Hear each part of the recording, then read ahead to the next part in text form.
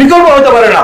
3 মাসের মধ্যে যদি 91 সালে যদি আমরা দেখেন যে শাহাবুদ্দিন সাহেব পৃথিবীর সবচেয়ে গ্রহণযোগ্য নিরপেক্ষ নির্বাচন করতে পারে, তাহলে আপনি করতে পারবেন না কেন?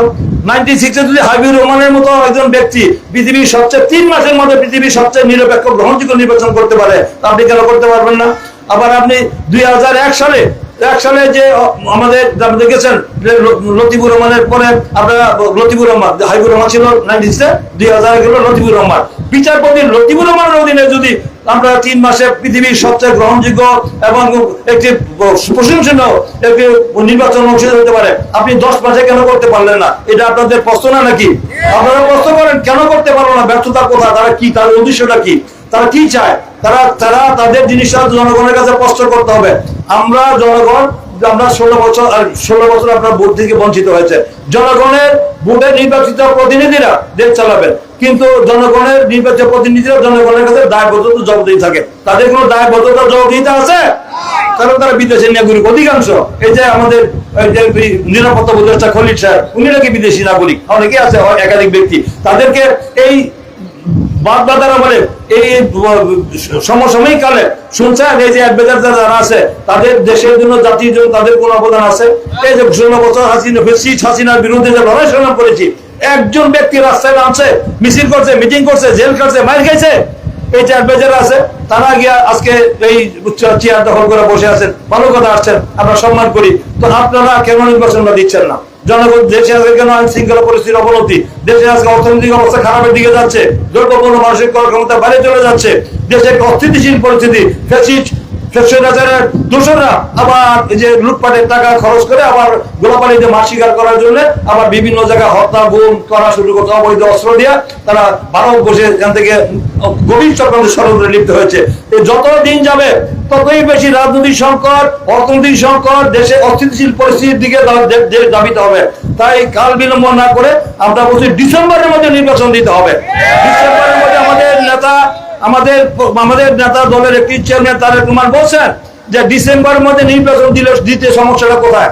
শুধু উনি বলছেন, সমস্ত রাজনৈতিক দল বলছে, একমাত্র এনসিপি এবং আমাদের আরেকটি দল, ইসলামিক দল, তারা একটু তাদেরকে সমর্থন দিচ্ছেন। আর সমস্ত রাজনৈতিক বাম দল, ডান দল, বিদেশের আমরা ইউরোপিয়ান ইউনিয়ন বলেন, আমেরিকা বলেন, সমস্ত পৃথিবী যাচ্ছে নির্বাচন সরকার নির্বাচন দেওয়ার জন্য বলছেন যে দ্রুত সময়ে নির্বাচন দেওয়া হোক। কিন্তু তারা এই যে এনসিপি, জাতীয় গণতান্ত্রিক দল, যেটা আমাদের ছাত্র আন্দোলন করে, তারা ছাত্র বৈষম্য ছাত্র আন্দোলন করে তার দায়িত্বে আসছেন, তাদের প্রতি আমাদের সম্মান আছে। কিন্তু তাদের কথা কি দেশ পরিচালিত হবে? তাদের কি জনগণ ম্যান্ডেট দিয়েছে? তারা তো এখন নিমন্ত্রণই পায় নাই, তারা স্বাভাবিকই হয় নাই। তাদেরকে এখন তারা বলেন যে আমাদের নসিহত করেন, আমাদের বিরুদ্ধে কথা বলেন, বলছেন যে সংস্কার এবং বিচার না হলে তারা নির্বাচন হবে না বাংলাদেশে, সংস্কার নির্বাচন হবে না। সংস্কার কে আমরা করি নাই? 31 দফা রাষ্ট্র সংস্কার কে করেছে? কে দিয়েছে? এটা দিয়েছে আমাদের দল বিএনপি। 20-30 ভিশন দিয়েছে খালেদা জিয়া। আবার আমরা দিয়েছে 31 দফা রাষ্ট্র সংস্কারের যে প্রস্তাব। বাংলাদেশের স্বাধীনতা উত্তর কোন রাজনৈতিক দল, কোন সরকার এই ধরনের সংস্কারের কথা বলে নাই যে জাতীয় সরকারের কথা বলে নাই, দ্বিকক্ষ বিশিষ্ট আমাদের সংসদের কথা বলে নাই। প্রধানমন্ত্রী পরপর 2-2বার বেশি ক্ষমতায় আসার কথা বলে নাই, এবং প্রধানমন্ত্রী রাষ্ট্রপতির মধ্যে ভারসাম্যের কথা কেউ বলে নাই। একমাত্র আমাদের তারেক রহমান তিনি বলেছেন, এটা সকল মহলে গ্রহণযোগ্য হয়েছে। সেই কদিন আগে ডক্টর আলী রিয়াজ বলছে যেখানে সংবিধান সংশোধনী কমিটি বিএনপি তো সংস্কার সব করেই ফেলেছে, আর কি দরকার? এখন নতুন করে আবার কি সংস্কার করতে হবে?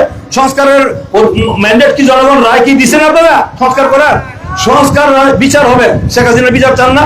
শেখ হাসিনার খুনিদের বিচার হবে, এটা নিয়ে তো কোনো কথা নাই। আমরা তো সংস্কার চাই। তারা আজকে সংস্কারের কথা বলে তারা আজকে দেশে অস্থিতিশীল পরিস্থিতির করে দীর্ঘ মেয়াদী টাল বাহানা করে, প্রলম্বিত করে, দীর্ঘায়িত করে দেশকে তারা চাচ্ছে আবার একটি দেশে একটা ইমার্জেন্সি আসুক, একটি মার্শাল ল আসুক, যত বিএনপিকে ঠেকাইতে হবে।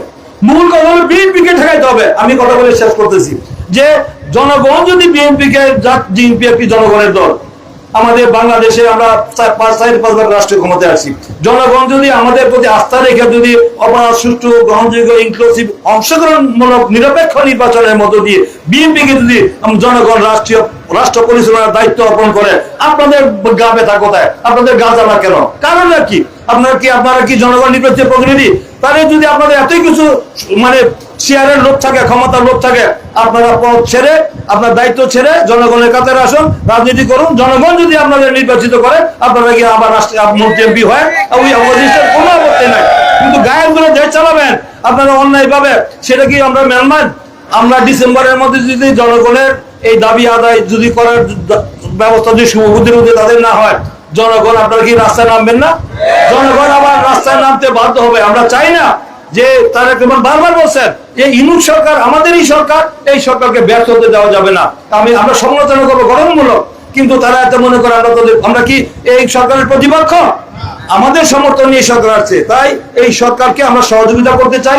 এই সরকারের মাধ্যমে নির্বাচনটা হবে, সেই নির্বাচন করে তারা সম্মানে তারা বিদায় হবেন, যাতে সম্মান নিয়ে তারা বিদায় হতে পারে। জাতি তাদেরকে চিরদিন শ্রদ্ধার সাথে স্মরণ করবে। এই যে তা না হলে অসম্মান হয়ে যদি তারা বিদায় নেয়, এটা আমরা কামনা করি না। তাই দ্রুত সময়ের মধ্যে তাদের শুভোদয় হোক, তারা নির্বাচন দিয়ে দেশের এই সংকট ক্রান্তি কাল থেকে দেশকে রক্ষা করবে। এটি আমাদের না হলে পতিত স্বৈরাচাররা অনেক ষড়যন্ত্র করতেছে, যেখানে আর্মি চিফ বলতেছে, আর্মি প্রধান, সেনাবাহিনীর প্রধান বলতেছে ডিসেম্বরের মধ্যে নির্বাচন হওয়া উচিত।